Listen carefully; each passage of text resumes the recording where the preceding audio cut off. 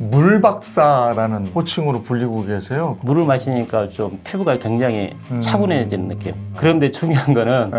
한 6개월, 1년 정도 지나니까 몸에 이상이 좀 생기는 거예요. 혈당이 한 300 이상이 나온 겁니다. 분노 조절 장애가 있었습니다. 아, 그래요? 2년 6개월 정도 지나서 어느 날 갑자기 숨을 못 쉬겠는 거예요. 아. 근데 제가 원래 에 대해서는 굉장히 부정적인 사람이었습니다.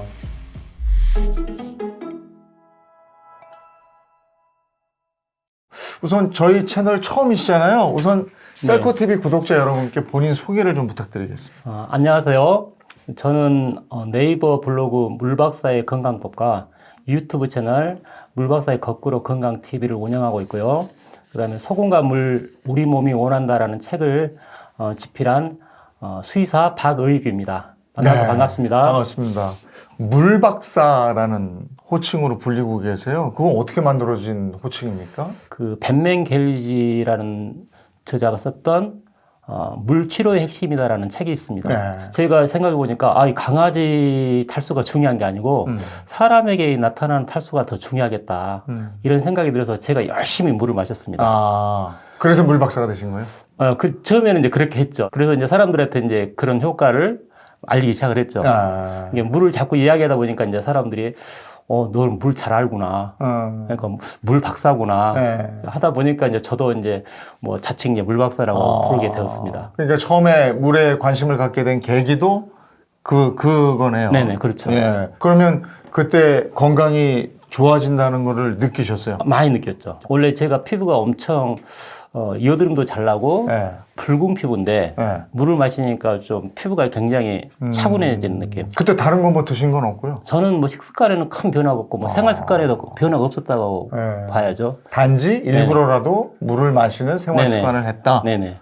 그러셨군요. 그런데 중요한 거는 네. 초반에는 그렇게 효과를 많이 봤습니다. 네. 그런데 한 6개월, 1년 정도 지나니까 몸에 이상이 좀 생기는 거예요. 그래서 한 1년 정도 지나서 제가 혈당을 측정했는데 혈당이 한 300 이상이 나온 겁니다. 뭐 오히려 이제 피부염 뭐 사타구니 습진이라는 이런 게 굉장히 심해지는 거예요. 그러면서 피곤도 심해지고 특히 분노 조절 장애가 있었습니다. 아, 그래요? 예. 뭐 제 감정을 건들면 사람을 죽여버리고 싶은 거예요. 그러다가 2년 6개월 정도 지나서 어느 날 갑자기 숨을 못 쉬겠는 거예요. 그게 한 2주 연속 이렇게 지속했었습니다. 근데 저는 이제 그런 증상이 있을 때만 잠깐 걱정을 하고 금방 그런 걱정을 내려놓거든요. 그런데 우연히 그 전에 읽었던 물 치료 핵심이다라는 책을 다시 펴보게 됐어요. 근데 제가 소금에 대해서는 굉장히 부정적인 사람이었습니다. 그래서 20대부터 음식을 싱겁게 먹으려고 굉장히 노력을 했고요.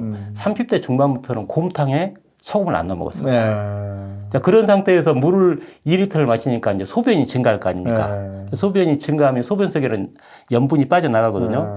염분이 빠져나간 걸 보충 안 하니까 이제 난리가 난 거예요. 그 벤맨겔지 그 책에 소금 이야기가 있는 거예요. 근데 제가 책을 읽을 때 딱 그 부위부터 안 읽었거든요. 소금은 건강에 나쁘다 생각하기 때문에. 그런데 그 책 내용 중에 호흡곤란을 소금이 없애준다는 그런 내용이 있던 거예요. 그래서 제가 그 글을 자세히 내가 논리적으로 이해는 안 되지만 내 문제인가 싶어서 그냥 소금을 그때 천일염 메달갱이를 먹었어요. 그랬더니 그날 즉시 그 증상이 없어진 거예요. 그랬어요. 네네. 좀 신기하죠. 그럼 본인의 몸에 일어나는 변화 때문에 네네. 물과 소금의 박사가 되셨는데 네네.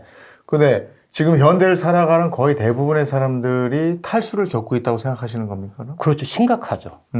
뭐 탈수가 생기는 뭐 음식의 문제뿐만 아니고 일단 예를 들면 나하고 직접적인 상관이 없는 기후 변화. 자, 날씨가 좀 이렇게 따뜻해지고 그러면 수분 소비가 소모가 증가할 거 아닙니까? 의학계에서 어떤 소금 섭취량을 권장량이 이렇게 딱 정해놓고 그 양을 먹으라고 자꾸 이야기를 하는 거예요. 그러다 보면 우리가 보통 일상적으로 먹는 소금 섭취량은 그 기준치보다 훨씬 높거든요. 저희형 캠페인을 하면서 소금을 적게 먹으라고 이제 그런 홍보가 많이 있으니까 나도 모르게 그게 영향을 받죠. 그래서 우리나라 지금 사람들이 정말 음식을 싱겁게 먹고 있습니다.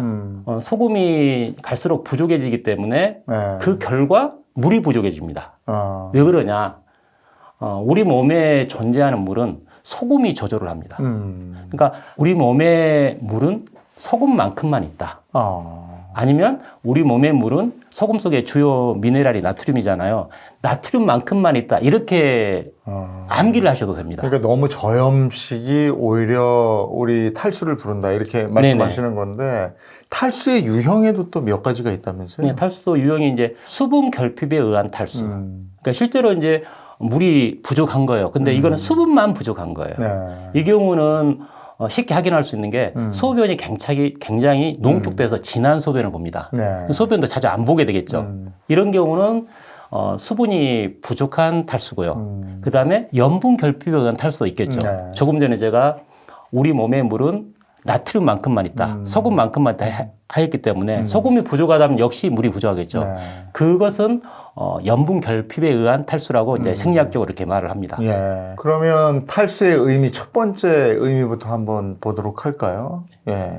탈수는 조금 전에 말씀드렸듯이 우리 몸에 물이 부족한 건데 이 물을 조절하는 게 소금이기 때문에 물과 소금의 이런 상관관계에 의해서 이렇게 나타납니다. 조금 전에 일단은 물을 잘 마시지 않는 그런 탈수의 그런 것도 유형도 예, 있죠. 예, 예. 그래서 특히 남성분들보다는 여성분들이 굉장히 물 마시기를 어려워합니다. 예.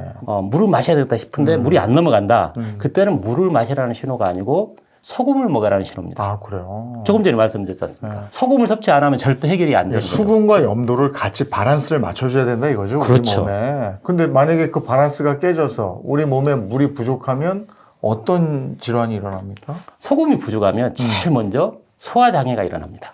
소화에서 가장 중요하다고 생각하는 장기가 어디라고 생각하십니까? 아나운서? 위죠, 위. 위죠. 예. 자, 위는 위 조직이 물리적으로 움직이면서 약간 소화에 도움을 주긴 하지만 예. 이거는 큰 영향을 안 줍니다. 소화에. 음, 가장 중요한 게 소화액에 의해서 소화가 됩니다. 위에 있는 소화액. 예. 그걸 갖다 위액이라 예, 그러죠. 예, 예. 우리 흔히 또 위산이라고도 말하고. 그런데 위산이 화학적으로 어떻게 되냐면 수소이온하고 염소이온이 결합된 염산입니다. 네. HCl이죠. 그럼 수소이온은 어디서 유래하냐? 물에서 유래합니다. H2O에서. 염소는 어디서 유래하겠어요? 소금이구나. NaCl 중에 예. Cl에서 나오는 거예요. 예. 그러니까 소금과 물이 위산의 역할을 하는 거죠. 그래서 소금이 부족하다면 역시 물도 부족하니까 위산이 제대로 안 나오네. 네, 제대로 안 나올 수밖에 없죠. 그런데요, 위험이 있으면 대부분 대부분이 아니고 그냥 위산이 과다 때문에 위험이 생겼다고 그렇게 생각을 해요. 예. 그래서 위산 억제제를 줘버립니다. 예, 위산이 워낙에 세니까. 실제로 그런 사람도 있어요. 근데 그런 사람들은 그걸 먹으면 금방 소화도 되고 위에 부담이 줄어듭니다.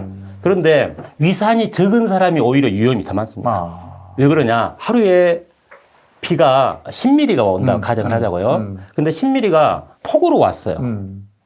한 시간 이내에 내렸어요. 그러면 이 물이 땅속에 많이 스며들겠어요, 안 스며들겠어요? 아니죠. 내려가죠. 내려가 버렸죠. 2mm밖에 안 왔는데 보슬비로 계속 비가 온 거예요. 그건 스며들죠. 땅에 스며들죠. 이게 위험과 밀접한 관련이 있습니다. 위산이 많이 나오냐 보다 위산이 위에 얼마나 오래 머무느냐. 소화액, 위액은 물과 소금의 합산체다. 네, 합산체고 췌장에서 이 알칼리성 소화액이 안 나오면 위에 있는 내용물이 장으로 내려갈 수가 없어요. 그게 이제 우리 흔히 체한다는 증상입니다. 그러니까 소금이 부족하면 위에 의한 소화도 방해를 받고 위에 있는 내용물이 장으로 쉽게 내려갈 수 없는 조건이 된다는 거죠. 그러니까 지금 그거를 극복하기 위해서는 물하고 소금을 먹어라. 아니, 그건 아닙니다. 그렇게 이제 이야기를 하면은 너무 이제 간단한 이야기가 되고, 그 다음에 그걸 하다 보면 잘못하면 오히려 물과 소금이 내 몸을 또 망가뜨릴 수가 있어요. 그래서 그거를 이제 내 몸을 망가뜨리는 단계까지 안 가려면, 그리고 탈수가 안 오려면, 그러면 물을 얼마나 마셔야 되는 거고, 물을 얼마나 마신 것보다 소금을 얼마나 먹어야 되느냐 이거죠. 그거는 사람마다 너무 차이가 많아요. 만약에 내가 소금을 적게 먹고도 건강하다면 이분들은 소금을 별도로 더 먹지 않아도 됩니다. 내 몸에 무언가 병이 있고 내가 병원을 자주 찾아가고 그다음에 외과적인 것 말고 내과적으로 약을 먹는다.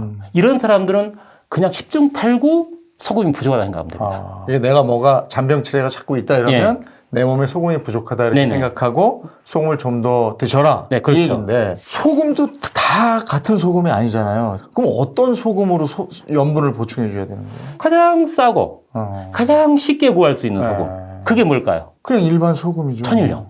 천일염이 제일 싸나? 제일 싸다고 할 수는 없지만 네. 가장 우리나라에 쉽게 구할 수 있고 아주 싼 편에 속하고 그러니까 어쨌든 천일염이 좋다 이거죠. 저는 천일염이 가장 좋다고 생각합니다. 근데 시중에 나와 있는 뭐 각종 소금이 있는데 화학 성분 소금들이 많잖아요. 그게 더 싸거든. 근데 천일염이다 이거죠.